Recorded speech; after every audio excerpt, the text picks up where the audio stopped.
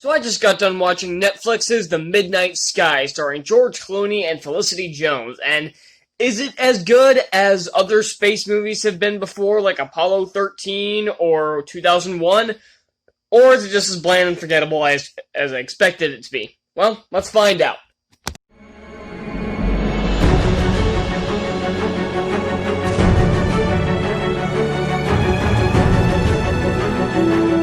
A lone scientist in the Arctic rushes to contact a crew of astronauts returning to Earth after it has gone through some mysterious global catastrophe.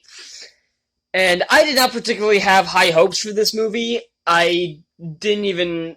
I put it on the list for December because it looked interesting enough, but I still didn't think this was going to be a phenomenal film, and it turns out I was right in this mindset. This isn't very good. It's not horrendous, and it's definitely not the worst film I've seen this month, but it's got some real bad shit in it. The one thing I'm going to get out of the way is that George Clooney is phenomenal in this. I haven't seen that many films with George Clooney, and I think the last one I watched was Batman and Robin, so I still have kind of a bad taste in my mouth whenever I see George Clooney's name attached to something, but he is really, really good here. And so I give him immense props for that. He also directed this film, which I thought was pretty interesting, and I'll get more into his directing later. The rest of the cast seems kind of hit or miss. I think Felicity Jones is a very great actress, but there are times here where she seems off. I don't know why. It seems like the actress is, like, distracted half the time. It's like the same thing I talked about with the main actor in Safety, where he always has a few lines that just feel off, and I can never put my finger on why. But everyone does their job perfectly well. Yeah. This one's gonna be a tough review to do, because there's not too much to say about this film. The one thing I will say, it is boring as shit. I mean that. Oh my god, this was a slog to sit through. One of the main problems with, and I think one of the biggest problems of why it feels so boring, is the editing. The editing in this is awful. There are scenes that'll be rushed through, and then there'll be some scenes that drag forever. There is one shot in particular where three of the astronauts are in space and they're fixing something. And when they're on their way back, it holds on this one character for like 30 seconds with no dialogue. They then say why, like she says why. Like there's a reason for it. But could we cut away, or like cut and then cut back, please? So we're not just staring at a person's face with their face like slowly shifting like this for 30 goddamn seconds. There are entire like scenes that I could probably cut from this and you wouldn't miss a thing. There are so many of these long, boring shots that are not very interesting to look at and hold way too long. This is giving flashbacks to Superman Returns, and that's never a good thing if you remind me of Superman Returns. Or indeed most Superman movies. And the directing by George Clooney is okay for the most part. I think the shots are kind of... The shots aren't very interesting to look at most of the time. It's mostly just like a dead-on shot.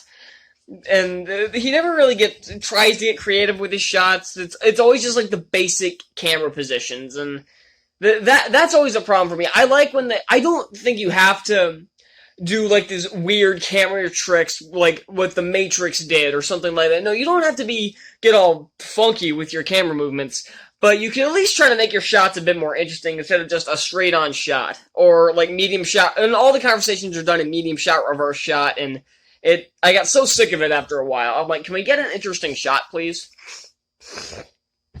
And the music is done by a composer, the name's escaping me, who's actually won an Oscar. 2 of them, actually.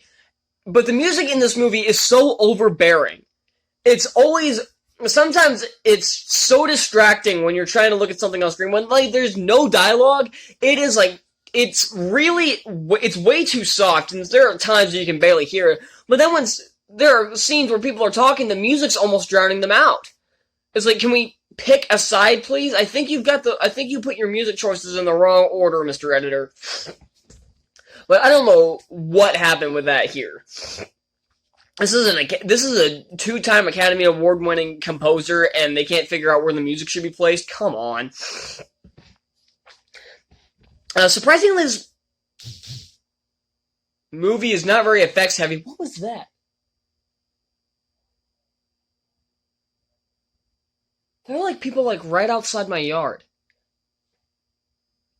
I hate getting. I know I get distracted. I know someone's probably gonna tell me eventually that I keep getting distracted in my videos by like sounds or something, but it's like every time. Can I please just get one video where there's like nothing outside my in my yard or something doesn't fall? Christ. I don't know where I was. Oh, this surprisingly isn't that effects heavy, and there's one shot where it goes like the planet that they go to is called K-23. And there's one very brief point where they're on it, and it's just a dream sequence. And while the design is nice, the effect is horrible. The green screen is... I can swear I could see the green screen still popping through. It looked that bad. And I started getting flashbacks, and it looked a lot like the World from Annihilation, and I didn't like that movie that much either. I know a lot of people liked Annihilation. I didn't. I thought that was a really stupid movie. So, yeah, I'm bleeding again. So, yeah, this movie is incredibly boring. There's, like, nothing that happens for the longest time.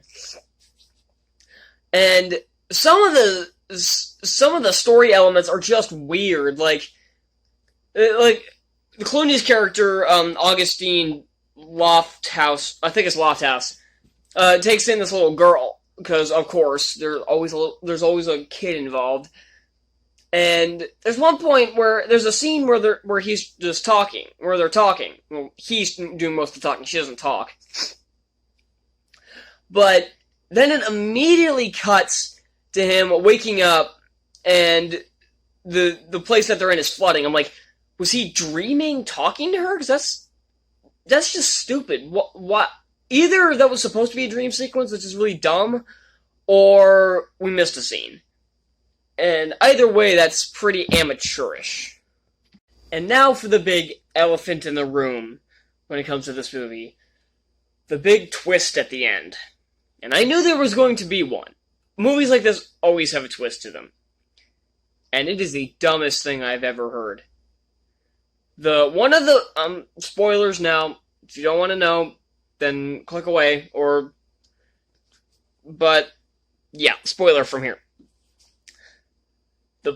One of the astronauts is the little girl he's been traveling with, a grown-up version of her.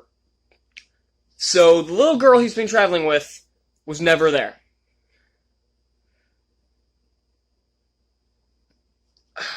Seriously? You can't think of anything else. It's so stupid, I can't even make a joke for it. It just hurts. Now, despite my complaining, is there anything good in this?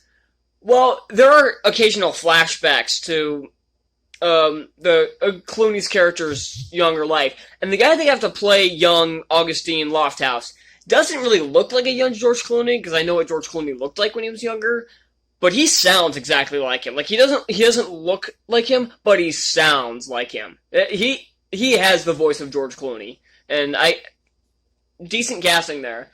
I thought the environments were okay, when they were shown decently, I thought they looked okay. And I like the tension they're trying to build up. I knew someone was gonna die, and someone eventually did. Yeah, but most of my problems with this is that it just makes no goddamn sense.